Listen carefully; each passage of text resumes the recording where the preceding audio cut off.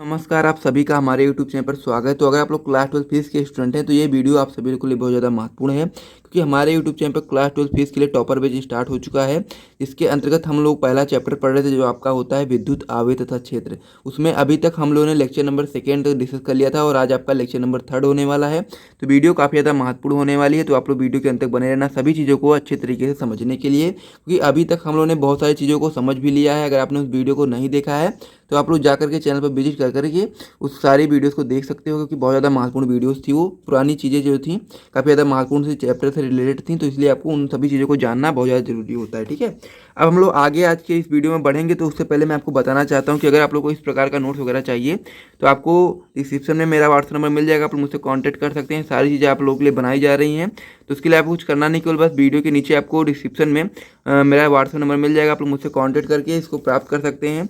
Charge मात्र 100 rupees रखा गया है। इसके अंतर्गत आप लोगों को क्लास 12 फीस की पूरी तैयारी करवाई जाएगी 2024 बोर्ड एग्जाम के लिए। तो इसको भी ज्वाइन करना है, जल्दी से जल्दी ज्वाइन कर सकते हैं। 2024 बोर्ड एग्जाम के लिए सारी चीज़ें आपको वहाँ पर देखने को मिलेंगी। ठीक है, इसमें आपको फिजिक्स के सभी चैप्टर्स के नोट्स वगैरह देखने को मिलेंगे, इंपॉर्टेंट क्वेश्चन आंसर वगैरह आपको मिलेगी, और साथ ही में पीआई क्वेश्चन वगैरह भी आपको वहाँ पर देखने को दिया जाएगा। ठीक है, तो इसको भी चाहिए, डिस्क्रिप्शन में आपको मेरा व्हाट्सएप नंबर मिल जाएगा, आप लोग मुझसे कॉन्टैक्ट कर सकते हैं। तो वीडियो में आगे बढ़ने से पहले हम लोग समझ लेते हैं कि अभी तक हम लोगों ने जो आपका चैप्टर चल रहा था विद्युत आवेश तथा क्षेत्र, उसमें हम लोगों ने अभी तक क्या क्या चीज़ों को पढ़ लिया है। ठीक है, तो सबसे पहला जो इसमें टॉपिक था आपका क्लास 12 फीस का जो पहला चैप्टर था, उसमें हम लोगों ने मैं मोटे तौर पर आपको बता देता हूँ कि किन किन चीज़ों को हम लोगों ने पढ़ लिया था। तो सबसे पहले हम लोगों ने क्या पढ़ा, सबसे पहले हम लोगों ने पढ़ा विद्युत आवेश के बारे में। ठीक है, तो सबसे पहले हम लोगों ने क्या पढ़ा, विद्युत आवेश के बारे में हम लोगों ने सबसे पहले पढ़ा लेक्चर नंबर 1 में। उसके बाद में फिर दूसरे नंबर पे हम लोगों ने पढ़ा आवेश के प्रकार के बारे में। ठीक, यानी कि आवेश के 2 प्रकार होते हैं, उसके बारे में मैंने आपको बताया, तो आवेश के प्रकार के बारे में पढ़ा। उसके बाद तीसरे नंबर पे हम लोगों ने पढ़ा आवेशन की विधियों के बारे में, यानी कि जो थर्ड पॉइंट था इसमें हम लोगों ने पढ़ा आवेशन की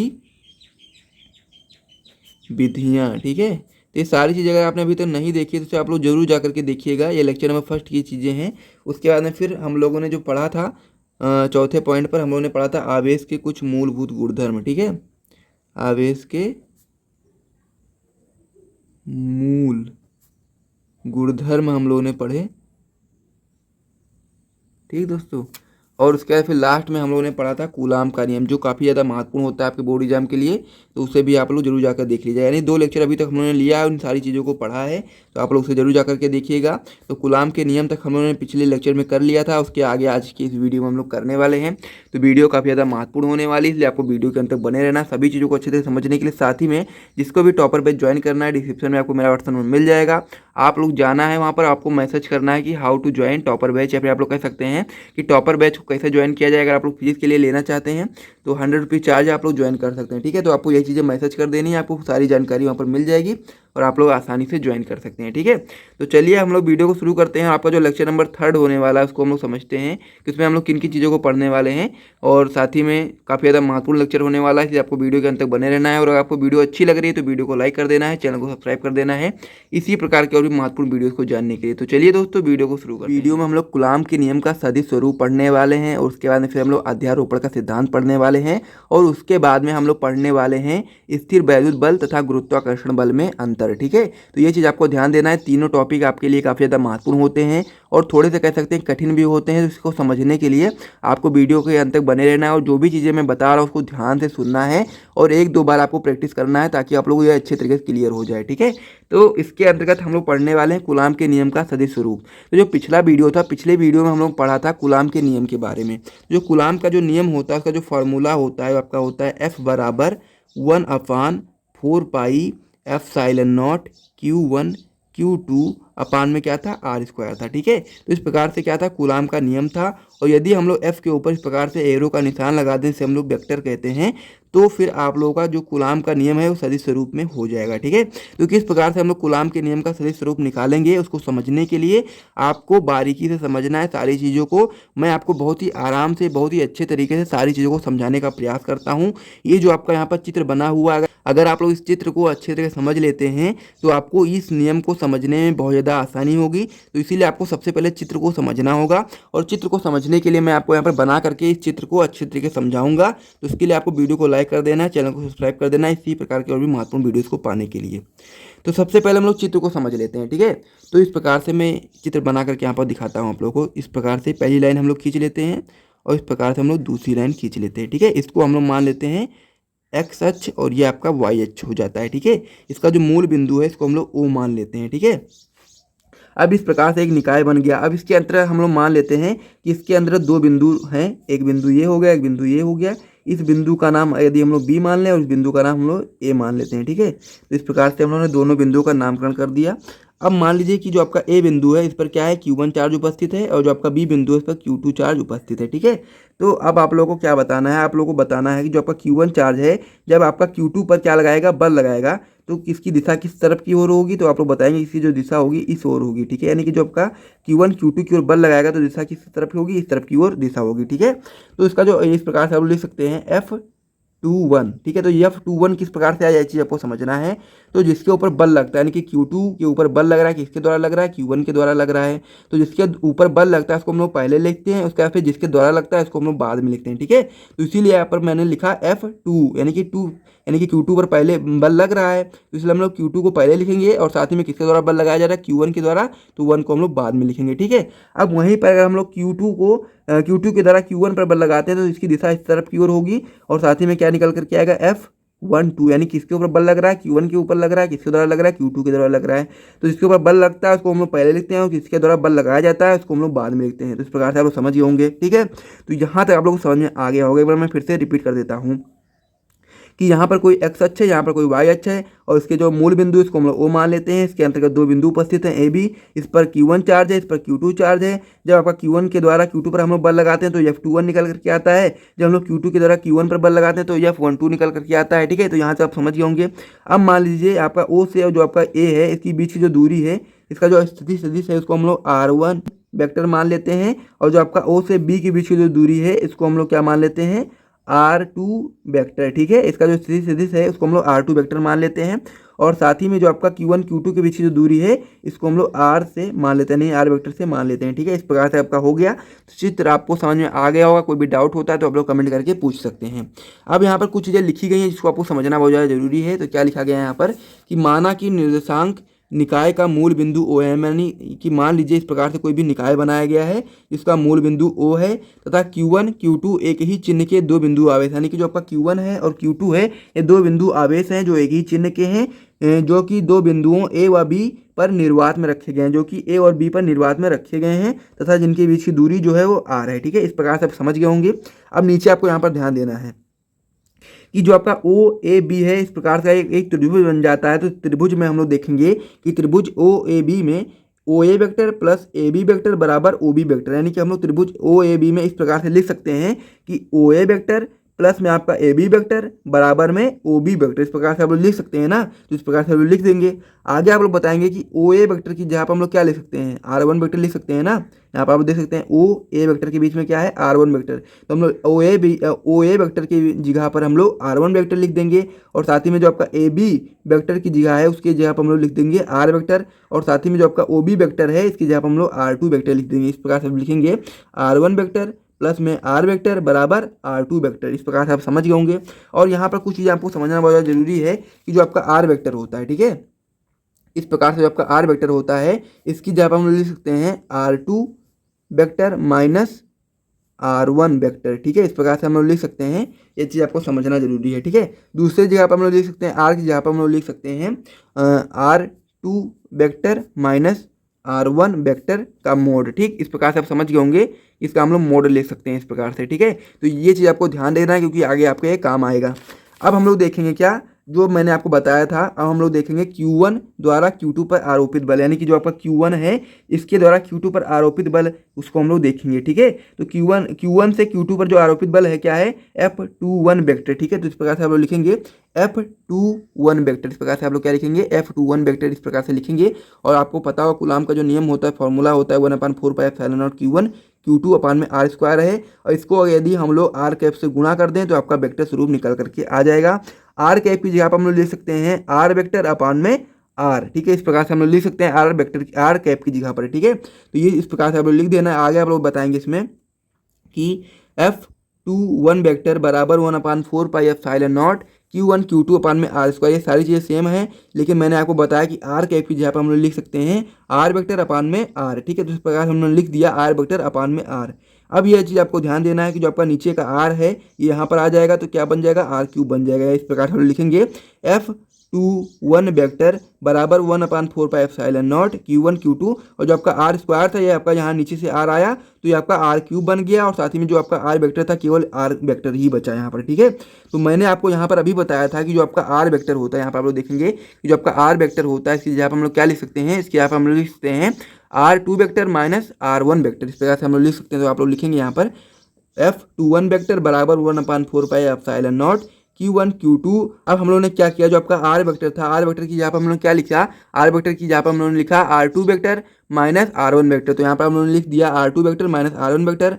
अब हम लोग नीचे आ जाते हैं तो यहाँ पर नीचे क्या दिया गया, आर कैप दिया गया, आर क्यूब दिया गया है। ठीक है, तो हमने आपको बताया था कि जो आर होता है, आर की जगह हम लिख सकते हैं R2 vector minus R1 vector का मोड। तो हम लोगों ने यहाँ पर लिख दिया R2 vector minus R1 vector का मोड, और यहाँ पर क्यूब लगा हुआ है तो हम लोग यहाँ पर क्यूब लगा देंगे। तो ये जो आपका फॉर्मूला निकल करके आ गया, यही आपका कूलाम के नियम का वेक्टर स्वरूप है। इसे आप लोग को समझ लेना है। ठीक है, और इस स्वरूप को हम लोग इस प्रकार से भी लिख सकते हैं। यहाँ पर मैं आपको बता देता हूँ तो जो कूलाम के जो नियम का स्वरूप होता है, यदि हम लोग Q1 के द्वारा Q2 पर लगा रहे हैं तो हम लोग लिख सकते हैं F वेक्टर बराबर 1/4πε0 Q1 Q2 अपान में आर स्क्वायर, और साथ ही में यहाँ पर हम लोग लिख सकते हैं आर कैप 21। ठीक है, यहाँ पर आप लोग लिख सकते हैं आर कैप 21। इस प्रकार से आप लोग कूलाम के नियम का सदिश स्वरूप लिख सकते हैं, और इस प्रकार से भी आप लोग लिख सकते हैं। यदि आपको ये चीज़ नहीं ध्यान रहती है तो आप लोग इस प्रकार से लिख देंगे तो भी आपको सही माना जाएगा। ठीक है, इस प्रकार से आप समझ गए होंगे, इसे आप लोग नोट कर लीजिए। आगे हम लोग देखते हैं Q2 के द्वारा Q1 पर जो आरोपित बल होगा वो क्या होगा, एक समान होगा। कैसा होगा, एक समान। देखिए आप लोग क्या है, जो बल है उन दोनों का जो परिमाण है, यानी कि जो Q1 है और Q2 है, यहाँ पर जो आप लोग देख सकते हैं Q1 और Q2 जो है, Q1 और Q2 जो है वो एक समान है, यानी कि इनका जो परिमाण है एक समान है, लेकिन जो दिशा है वो विपरीत है। यानी कि जो आपका Q1 है वो इधर है और Q2 जो है इसकी दिशा इधर है। ठीक है, और इसीलिए जो आपका कह सकते हैं इसका जो बल जो है वो विपरीत दिशा में है, और साथ ही में इनका जो परिमाण है वो समान है। तो इस प्रकार से आप बता सकते हैं कि जो परिमाण है वो समान है, लेकिन जो आपका आरोपित बल है वो विपरीत दिशा में है। इसलिए हम लोग बता सकते हैं कि F12 वेक्टर बराबर माइनस F21 वेक्टर। इस प्रकार से आप लोग बता सकते हैं। आगे आप लोग करने जाएंगे तो बिल्कुल ही सेम इसी प्रकार से आएगा, बस वहाँ पर माइनस हो जाएगा। ठीक है, इस प्रकार से समझ गए होंगे। तो इस प्रकार जो कूलाम का जो नियम होता है वो न्यूटन के तृतीय नियम का पालन करता है। इस प्रकार से आप लोग बता सकते हैं। और जो सदिश स्वरूप होता है मैंने आपको यहाँ पर बता दिया, इस प्रकार से सदिश स्वरूप लिख सकते हैं, और यदि आप लोग चाहें तो इस प्रकार से भी सदिश स्वरूप लिख सकते हैं। और जबकि हम लोग Q2 के द्वारा जब Q1 पर आरोपित बल निकालने जाएंगे तो वहाँ पर क्या हो जाएगा, परिमाण समान रहेगा, लेकिन जो आपका दिशा है विपरीत होगा। इसी की वजह से हम लोग माइनस का चिन्ह का प्रयोग कर देंगे। ठीक है, तो कूलाम का जो नियम का जो सदिश स्वरूप होता है आपके समझ में आ गया होगा। अगर आपको समझ में नहीं आया है तो इसको क्या करना है, आपको एक दो बार फिर से रिपीट करके देख लेना है, आपको अच्छे से समझ में आ जाएगा। तो इससे आप लोग नोट कर लीजिए, उससे फिर हम लोग आगे बढ़ते हैं और जो आपका अगला टॉपिक है उसको समझते हैं। ठीक है, तो इससे आप लोग नोट कर लीजिए जल्दी से। लोग समझेंगे अध्यारोपण का सिद्धांत। इसे समझना बहुत ज़्यादा महत्वपूर्ण है आप सभी लोगों के लिए, तो इससे आप लोग आसानी से समझ सकते हैं। बस आपको वीडियो के अंत तक बने रहना है, काफ़ी ज़्यादा महत्वपूर्ण होता है। तो इससे पहले हम लोगों ने पढ़ा कूलाम के नियम का वेक्टर स्वरूप। अगर आपने उसे समझ लिया तो ये भी आप लोग आसानी समझ जाएंगे, कोई भी कठिन नहीं है, बहुत ही सिंपल सा है। बस आपको कुछ चीज़ें समझनी है, दिमाग लगा करके बस आपको समझ में आ जाएगा। ठीक है, तो सबसे पहले मैं आपको ये पढ़ करके बताऊँगा, उसके फिर मैं आपको समझाने का प्रयास करूँगा। तो यहाँ पर लिखा गया है, यदि किसी निकाय में अनेक आवेश हों तो उनमें से किसी एक आवेश पर बल अन्य आवेशों के कारण अलग अलग बलों के वेक्टर योग के बराबर होता है कहते हैं, और इसे ही हम लोग अध्यारोपण का सिद्धांत कहते हैं। ठीक है, तो यहाँ पर आपको समझना है, जैसे कि मान लीजिए कोई भी एक निकाय है, उसमें बहुत सारे आवेश उपस्थित हैं। इस प्रकार से आप समझेंगे, जैसे कि मान लीजिए कोई भी एक निकाय है, इसमें मान लीजिए Q1 आवेश है, Q2 आवेश है, Q3 आवेश है, Qn यानी कि बहुत सारे आवेश हैं। ठीक है, तो इस प्रकार से एक निकाय है जिसमें बहुत सारे आवेश उपस्थित हैं। अब मान लीजिए कोई भी एक आवेश है, जैसे मान लीजिए Q1 आवेश है, इस पर जितने भी आपके और भी आवेश उपस्थित हैं वो सारे आवेश जो हैं वो बल लगा रहे हैं। ठीक है, तो इस पर जो बल होगा वो इन सभी आवेशों के सदिश योग के बराबर होगा। ये चीज़ आपको समझना है कि किसी भी एक आवेश पर विभिन्न आवेशों के द्वारा जब बल लगाया जाता है तो उस पर जो आवेश कह सकते हैं उस पर जो बल होता है वो इन सभी आवेशों के बलों के सदिश योग के बराबर होता है। ये चीज़ आपको ध्यान देना है। ठीक है, तो ये चीज़ आप समझ गए होंगे, तो इससे आप लोग नोट कर लीजिए इतना कि यदि किसी निकाय में अनेक आवेश हों तो उनमें से किसी एक आवेश पर बल अन्य आवेशों के कारण अलग अलग बलों के वेक्टर योग के बराबर होता है। इसे हम लोग अध्यारोपण का सिद्धांत कहते हैं। इस प्रकार से आपका एक निकाय है, इसके मैं आपको यहाँ पर फिर से बना करके दिखा देता हूँ। इसे मान लीजिए कोई भी इस प्रकार से आपका निकाय है Q1 Q2 Q3 और Qn, ठीक है। इस प्रकार से आपका क्या है, एक निकाय है। यहाँ पर मान लीजिए क्या है, Q1 है, ये Q2 है, ये Q3 है, ये Qn है, ठीक है। तो इस प्रकार से जब आपका Q2 से Q1 पर जो बल लगेगा इस प्रकार से इस दिशा में होगा तो इस पर क्या हो जाएगा, F12, यानी कि जिसके ऊपर बल लगता है इसको हम लोग पहले लिखते हैं और दूसरे नंबर पर हम लोग उसको लिखते हैं जो आपको जिसके द्वारा बल लगाया जाता है, ठीक है। तो इस प्रकार से आप समझ गए होंगे। उसके बाद फिर जब लोग Q3 से Q1 की जब वो बल लगेगा तो इस प्रकार से इस दिशा में होगा और यहाँ पर लिख करके हम लोग लिखेंगे F13, ठीक है। वहीं पर अगर हम लोग Qn से बल लगाते हैं Q1 पर तो इस प्रकार से हम लोग लिख सकते हैं F1n, ठीक है। इस प्रकार से आप लोग लिख सकते हैं। जितना आप लोग समझ गए होंगे तो यहाँ पर आप लोग देखेंगे, ठीक है, कि माना कि निकाय में n आवेश हैं, यानी कि Q1 है, Q2 है, Q3 है और डैश डैश करके Qn, यानी कि बहुत सारे आवेश इस निकाय में उपस्थित हैं। माना इनमें से Q1 पर, यानी कि Q1 जो आपका यहाँ पर आवेश है इस पर वैद्युत बल ज्ञात करना है तथा Q2 Q3 dash dash dash Qn के सापेक्ष Qn की स्थिति Q1 की स्थिति वेक्टर क्रमशः जो आपके हैं वो R12 vector, R13 vector dash dash dash R1n vector है। तब जो आपका आवेश Q2 के कारण Q1 पर जो वैद्युत बल होगा क्या होगा, यहाँ पर आपको ध्यान देंगे कि Q2 के कारण, यहाँ पर सबसे पहले हम लोग क्या निकालेंगे, Q2 के कारण Q1 पर वैद्युत बल हम लोग निकालेंगे। तो आप लोग लिखेंगे F12 वेक्टर, F12 वेक्टर बराबर 1/4 pi epsilon not Q1 Q2 अपान में क्या हो जाएगा, R12 स्क्वायर R कैप 12, ठीक है। इस प्रकार से हो गया। दूसरे नंबर पर हम लोग निकालेंगे आवेश Q3 के कारण Q1 पर वैद्युत बल, यानी कि आवेश जो आपका Q3 है इसके कारण Q1 पर जो वैद्युत बल होगा वो क्या हो जाएगा, F13 वेक्टर बराबर आप लोग लिखेंगे 1/4 pi epsilon not Q1 Q3 अपान में क्या है, R13 का स्क्वायर R कैप 13। इस प्रकार से आप लोग बता देंगे। आगे आप लोग बताएंगे कि आवेश Qn के कारण Q1 पर वैद्युत बल, ठीक है। तो इस प्रकार से आप लोग बताएंगे कि जो आपका आवेश क्या है, Qn है, यहाँ पर Qn है तो Qn के कारण Q1 पर वैद्युत बल आप लोग लिखाएंगे। तो आप लोग लिखेंगे कि F1n वेक्टर बराबर 1/4 pi epsilon not Q1 Qn अपान में R1n square R cap 1n। इस प्रकार से आप लोग समझना है कि जितने भी आपके यहाँ पर आवेश दिए गए हैं उन सभी का हम लोग क्या करेंगे, परिमाण का कह सकते हैं कि सदिश योग कर लेंगे। तो आप लोगों का क्या निकल करके आ जाएगा, अध्यारोपण का सिद्धांत निकल करके आ जाएगा।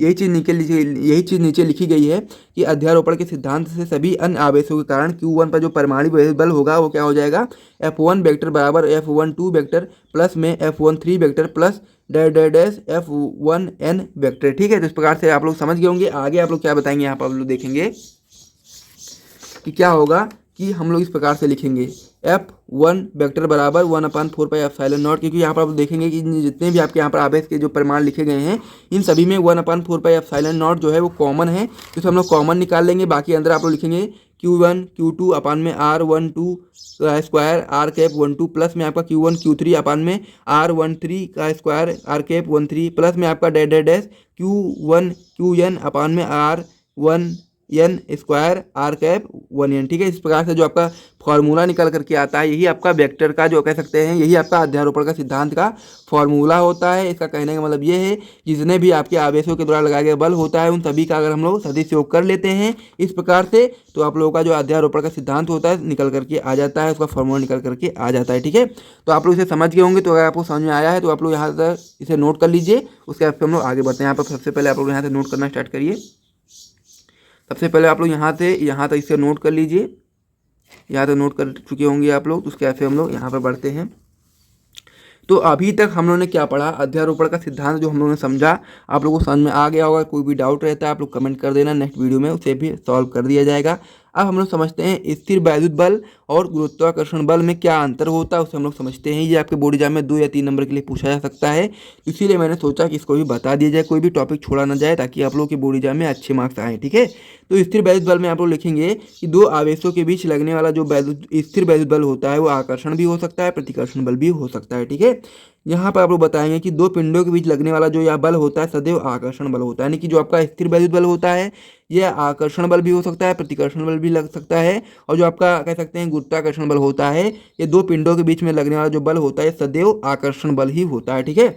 आगे आप लोग बताएंगे कि इस बल का मान जो होता है वो आवेशों के बीच के माध्यम पर निर्भर करता है, यानी कि जो आपका स्थिर वैद्युत बल होता है इसका जो मान होता है वो आवेशों के बीच माध्यम पर निर्भर करता है। वहीं पर जो गुरुत्वाकर्षण बल होता है इस बल का मान पिंडों के बीच के माध्यम पर निर्भर नहीं होता है, ठीक है। इसे आपको ध्यान देना है। आगे आप लोग बताएंगे कि यह बल प्रबल होता है, यानी कि जो आपका स्थिर वैद्युत बल होता है प्रबल बल होता है, और आपका गुरुत्वाकर्षण बल जो होता है दुर्बल बल होता है। इतना आप लोग समझ जाएंगे, बस इसके ज़्यादा आपको समझने की आवश्यकता है नहीं। इतना आप लोग समझ जाएंगे तो आपको आराम से मार्क्स मिल जाएंगे। तो वीडियो अगर आपको पसंद आए तो वीडियो को लाइक करिए, चैनल को सब्सक्राइब करिए। मिलते हैं हम लोग नेक्स्ट वीडियो में, तब तक के लिए जय हिंद।